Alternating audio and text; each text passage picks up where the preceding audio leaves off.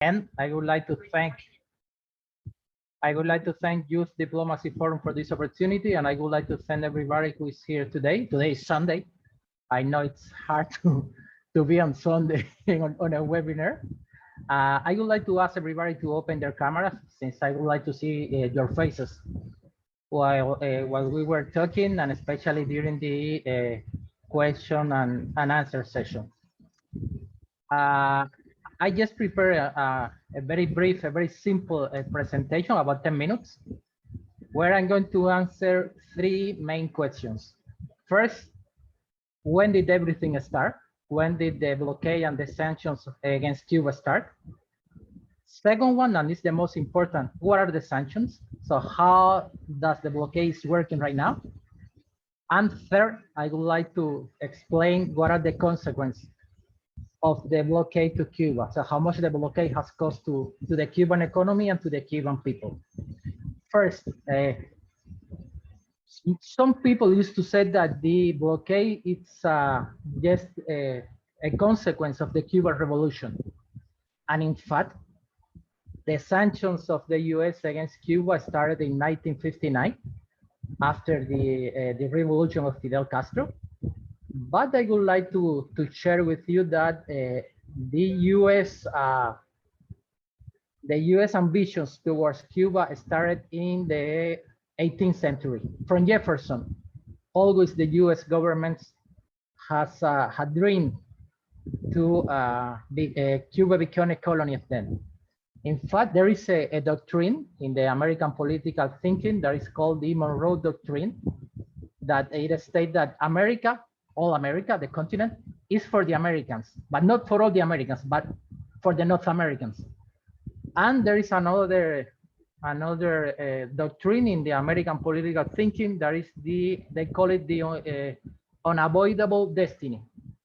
And it's that all Latin American countries at some point will be in hands of the US. It's all those doctrines comes from the 18th century, 19th century, and of course right now in the 20th and 21st century, they keep the same doctrines. The Cuban Revolution, Fidel Castro came into power on January 1st, 1959, and on January 2nd, the Eisenhower administration imposed the first sanctions against Cuba. Then, if you remember history, in 1961, there was the US aggression to Cuba in Playa Girón, what they call a Bay of Pigs invasion to Cuba. Cuba defeated the US invasion. And then in 1962, in October, we have the missile crisis. But before the missile crisis, 8 months before the Caribbean crisis, as the Americans used to say, President Kennedy imposed the total blockade against Cuba. I have to be honest, Kennedy was not in favor of the sanctions. Kennedy was not on favor of the blockade, but Kennedy received the inheritance of President Eisenhower, of the invasion of April 1961. And as Kennedy was defeated in the invasion to Cuba, he has no option but to impose the blockade. In fact, when Kennedy was assassinated in 1963, there was some secret channel negotiations between Cuba and US in order to remove some of the sanctions and in order to remove the blockade against Cuba. But Kennedy was assassinated. And the history from 1962 to right now to 2021 is that we have had 13 American presidents that had changed nothing on the blockade and sanctions against Cuba, but Obama. Then in the question and answer, I can talk about Obama. So next slide, please. Let's talk about the essence of the blockade. What you have on the slide is a memorandum signed by the Assistant Secretary of State Lester Mallory in 1960. The Cuban Revolution has only 1 year. This is the essence of the blockade. This is the essence of the sanctions against Cuba. America, the US government know and knew from the very beginning that the majority of Cuba supports Fidel Castro. So they have, in Cuba, there is, at that time, and even right now, there is not effective political opposition. So the US understood from the very beginning that the only way they have to overthrow the Cuban government was through disaffection based on economic dissatisfaction. So they need economic sanctions against Cuba. And where were the goals of those economic sanctions? You can read the last sentence. Denying money and supplies to Cuba, to decrease monetary and real wages, and this is the most important, to bring about hunger, desperation, and overthrow of government. That was in 1960, that was in the 70s, in the 80s, in the 90s, and that's right now the main goal of the blockade, to bring hunger and desperation to the Cuban people. So the problem, they used to say, the US government used to say that the problem is with the Cuban government. But with these sanctions, the problem is not with the Cuban government, it's with the Cuban people. So next slide, please. Now I'm going to explain how the blockade works. So what's the reality? And I'm going to give you some examples of the blockade.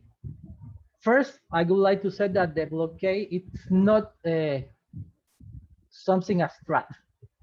So when you think about the blockade and when you think about the US sanctions on Cuba, you are talking about 6 different laws, big laws, American big laws, including the law of commerce of trade with the enemy, the Cuban Democracy Act, Helms-Burton law, Torricelli law, and more than 1,000 regulations, federal regulations, that in some cases they forbidden some stuff, and in other cases they just restrict economic relations. I've been talking with some American lawyers and with some American enterprises, and they always tell me the same. You have too many laws. Nobody has time to read those many laws. So the rule is the following, is the one that is in red letters there. Everything that is not explicitly authorized by a license is absolutely prohibited. It's forbidden. So you want to buy pens to Cuba. So you are producing these pens and you want to buy it to Cuba from the US. If you don't have a license from the American government that allows you to sell these pens to Cuba,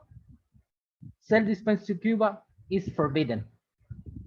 Anything, if you don't have a license, is forbidden.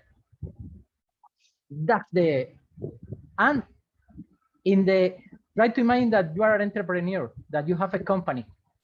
If you have to review every time that you want to sell something to Cuba, if you have to review, if you have to call a lawyer to ask him if there is a license to sell to Cuba, you take this pen and you don't sell it to Cuba, you sell it to Mexico, or you sell it to Dominican Republic, because it's easier.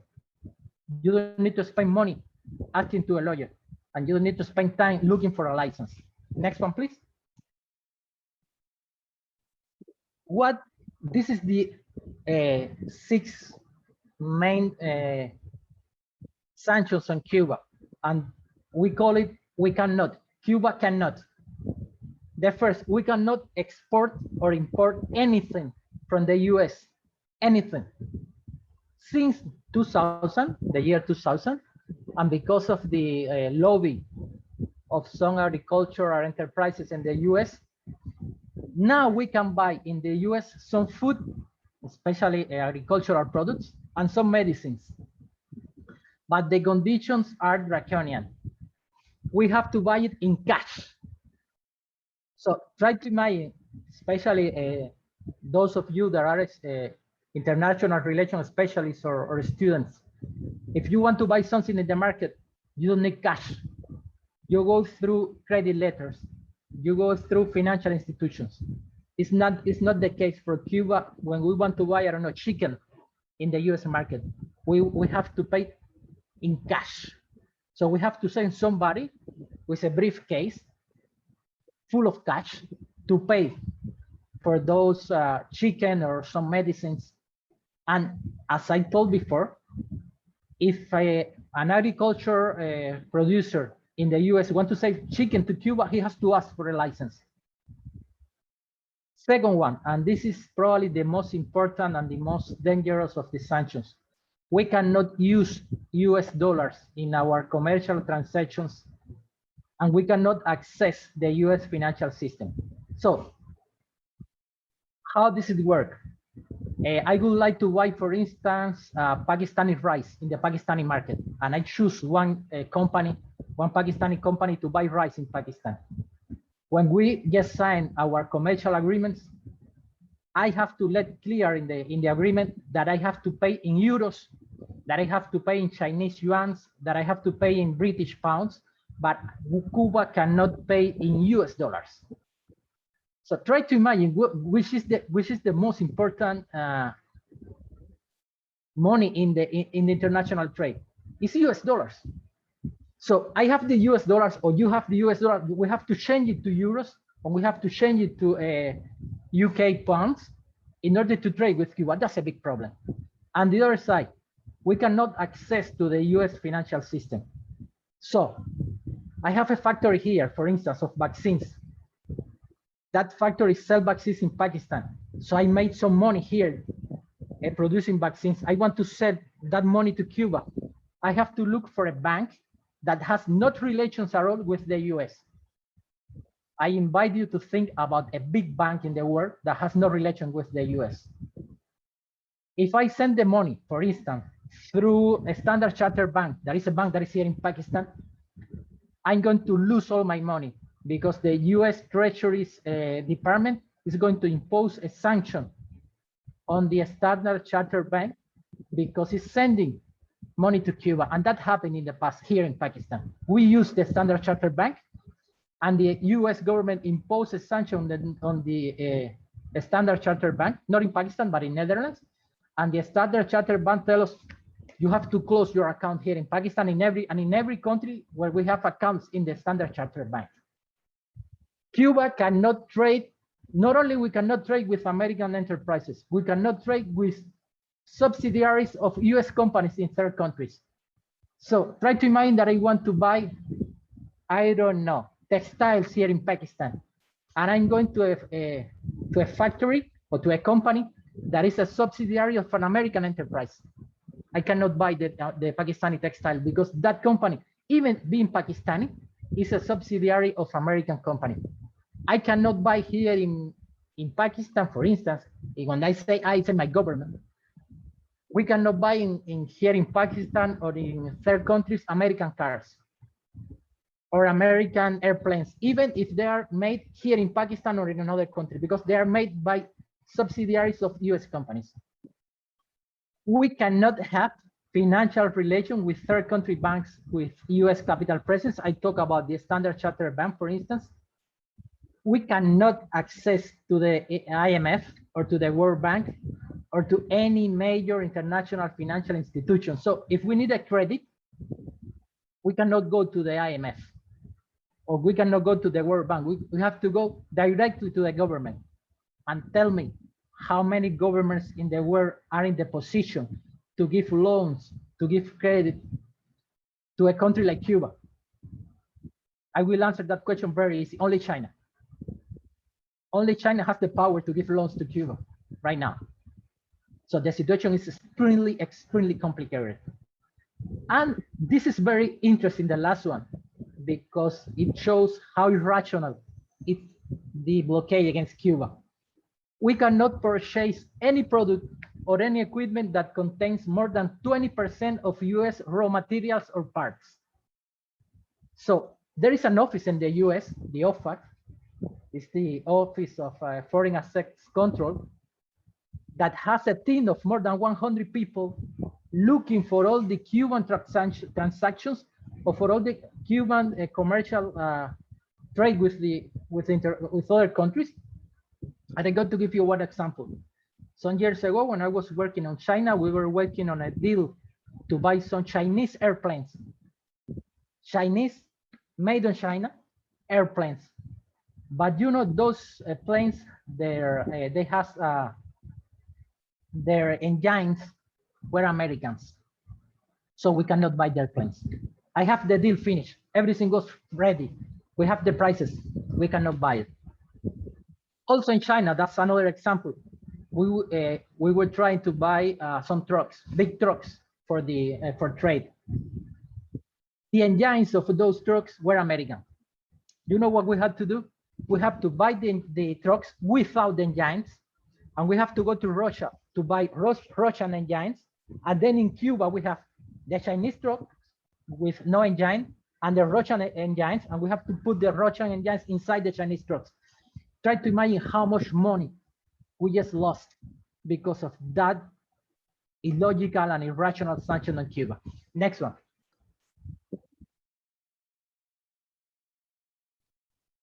These three are very, very important.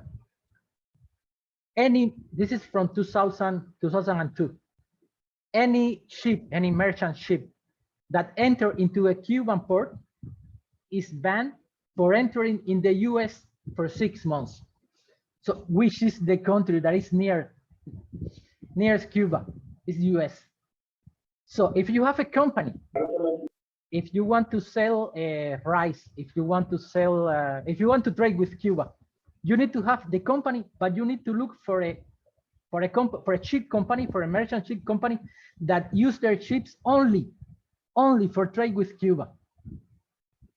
Or in other case, you can use a company that is going to give you a ship that is old, that probably is going to take a long time to go to Cuba because it's a very, very old ship that they don't sell to the US.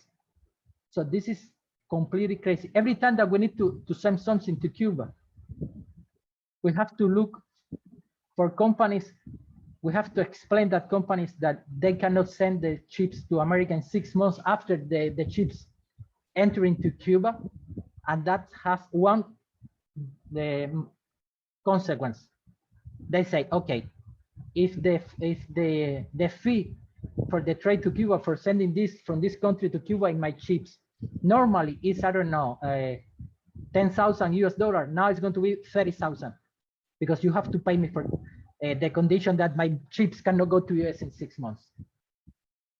The second one, Cuba is the only country in the world, and this is irrational, where the US citizens cannot travel freely. US citizens can go to Vietnam, and they had a huge war with Vietnam. 10,000 of Americans died in Vietnam in a war, and Americans can go to Vietnam. The US government used to say that the North Korea is the enemy, and American citizens can go freely to North Korea. They can go to Syria, and there is a war in Syria. They can go to Afghanistan. They can go to any place in the world. The only country in the world that the Americans cannot travel freely is Cuba. Americans are always talking about human rights. That's a human right violation. Forget about tourism, forget about Americans going to Cuba. If you said your citizens that you cannot go freely to only one country in the world, that's a human right violation. So if an American wants to go to Cuba, he has to apply for a specific license. It's the same for the trade. You need a license. Why are you going to Cuba? I want to go to Cuba because I want to visit the family. You need a license. I want to go to study in Cuba. You need a license. For everything, you need a license. And if you go to Cuba without a license, it's 10 years in jail or $1 million US. So that's totally against, it's totally irrational. And it's been like that for more than 60 years, but a short period during Obama administration that Americans can go not freely, but they have like 20 different kind of license to go to Cuba. And the last one that is quite similar to the one that I was talking before. The US prohibits the sale in its market of any equipment or product containing raw materials of Cuban origin, nickel, sugar. Try to imagine, this is an example, here in Pakistan that you love sugar and that you love sweet. You have a factory, you have a company that produces, I don't know, candy. And as Cuban sugar is very famous and it's a very good quality, you decide to use Cuban sugar to produce your candies. And you produce the best candies in Pakistani market. And you want to sell those candies to the US market. Those people in OFAC, in the Office of Foreign Asset Control, are going to review your production charts.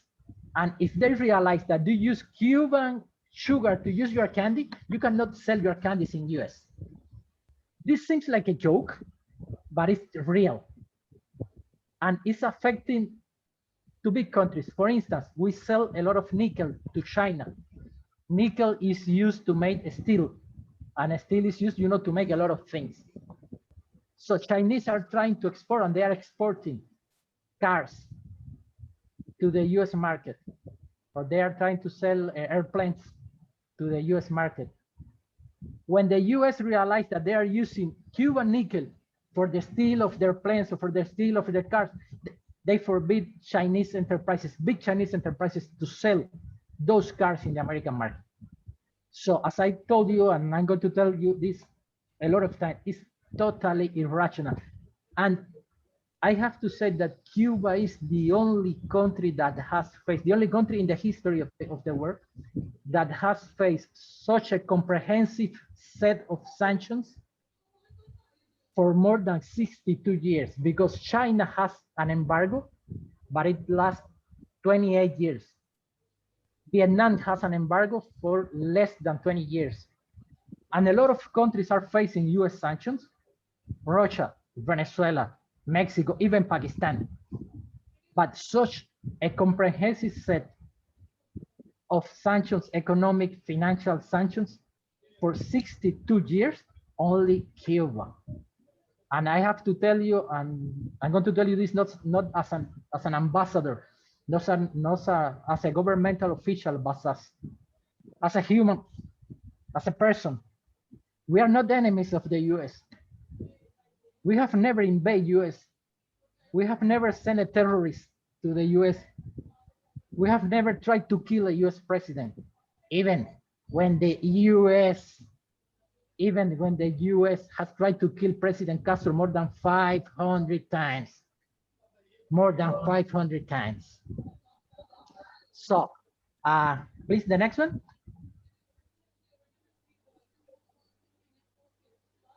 This is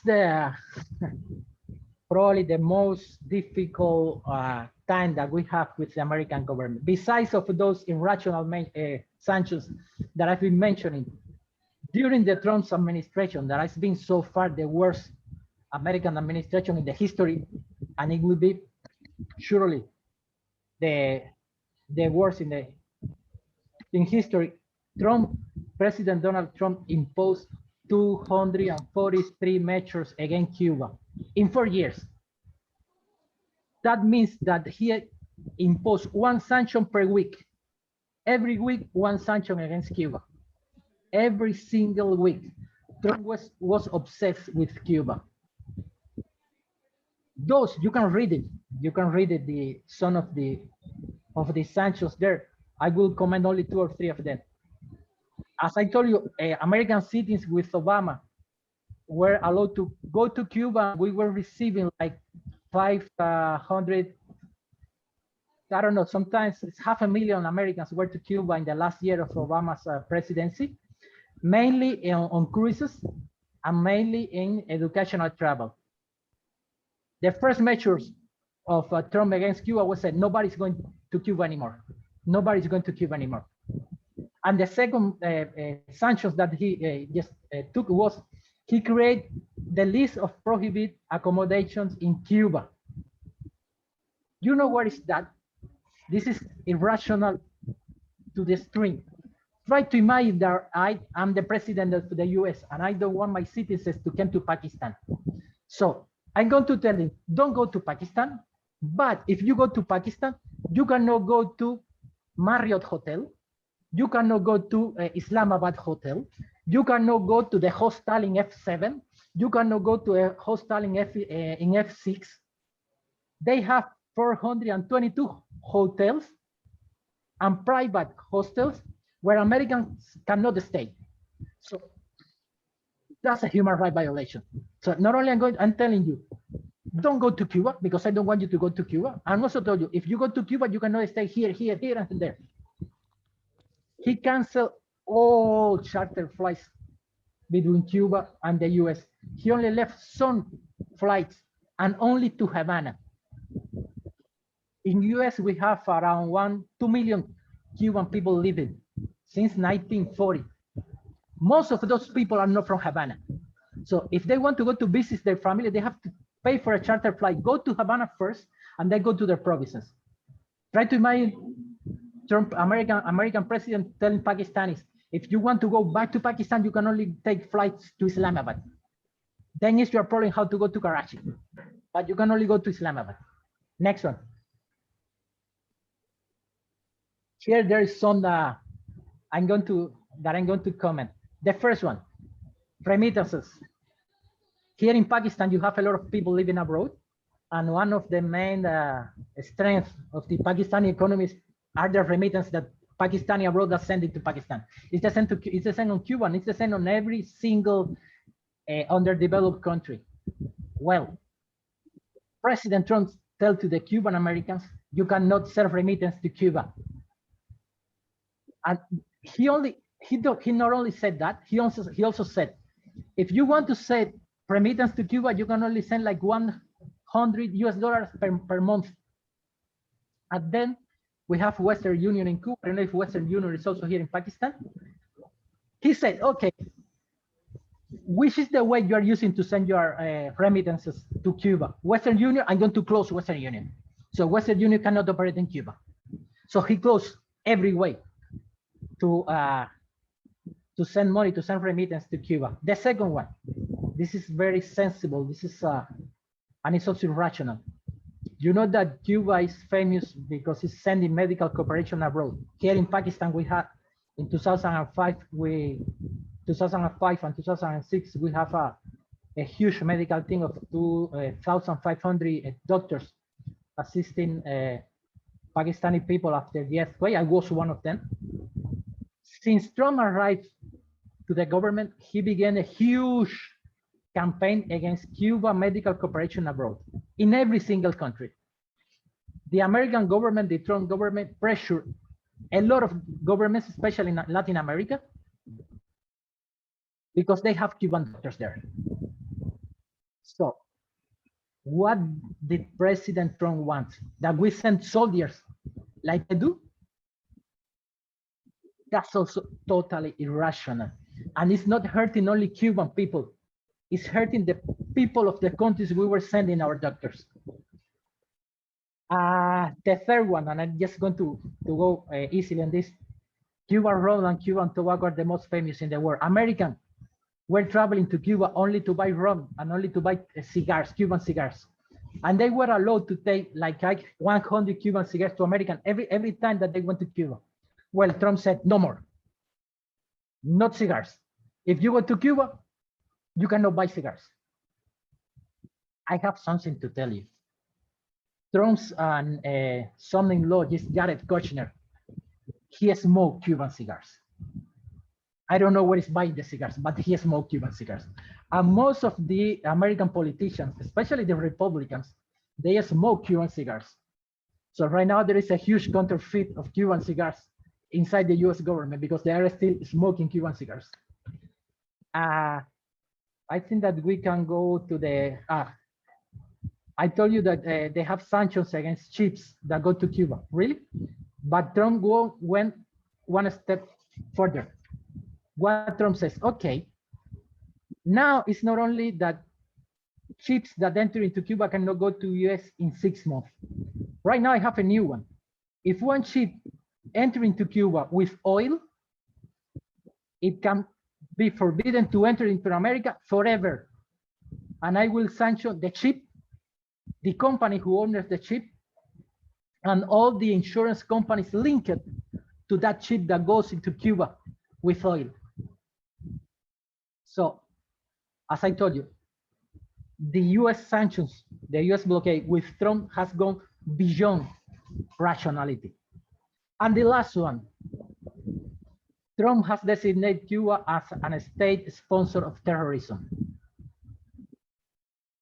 When you read that, you can only laugh, because the biggest sponsor of terrorism in the world is that person that goes over there, the biggest one. But you know, being a state sponsor of terrorism is a brand that they have for countries like Cuba or like Pakistan or like any countries that don't want to follow the rules of the American is a state sponsor of terrorism. So we get a conclusion for this. If you send doctors to Africa, if you send doctors to Asia, you are a terrorist state, by sure. If you send soldiers to kill people in Afghanistan, no, you are the best country in the world. So it's irrational. Next one. How much has the blockade cost to Cuba? I assume that my fellow ambassador is going to talk about what's happening in the United Nations with the US blockade against Cuba. So I'm not going to talk about that. I'm just going to talk about these three sentences that you have there. And I'm going to make two little comments on real examples on Cuba. The first number, I cannot even read that number in English because I speak Spanish, and that is such a huge number. Since 1962, the blockade has cost $147.85 billion US dollars. That's a number bigger like this. That means, you know, our GDP is around $2 billion US dollars yearly. So that has cost Cuba 70 years of GDP, 70 years of GDP. Most important, during the period between April 2019 and December 2020, is the last period that we calculated because 2021 is still going. We suffer losses of 436 million monthly, every month, 436 million. If you, and that's what I'm doing right now, a month has 30 days. Really? So that means that Cuba lost $14 million daily. So which economy can stand 14 million US dollars as lost every single day? Not which country, which big company. Trying to imagine that, I don't know, Microsoft has 14 million US dollar in losses every day. In 1 month, we have not Microsoft. So that's the real cost of the embargo, of the blockade. And I'm going to give you 3 examples of what it's the blockade for the life of the Cuban people. These 3 are examples of the real life. I have a friend, a very good friend of mine. Like 3 years ago, he has a child. His child has a real condition, heart condition. So he needs, since his child was 2 months, he needs a machine that is near to his heart to keep his heart pumping. This machine is only produced in the US. So when the child was born, we had in Cuba 2 of those machines. So we used to use one of them for the child. The child was using that machine for 1.5 years, more or less. After 1.5 years, we need to change the machine. We asked to 3 different American companies, and they say no, no, no. We go to other country, and I'm going to mention the country, to try to buy it to a subsidiary of American company, and they say no. The child is dead, unfortunately, because when we find a way to buy that machine in the US, a friend of us were to buy the machine and were to send the machine to Spain, and then the machine was went from Spain to Cuba, the child passed away. Yes, because a sanction of the US. That's one example of the real life. I'm going to give you another example of the real life. The main food, the main staple that we eat in Cuba is rice. America produces rice.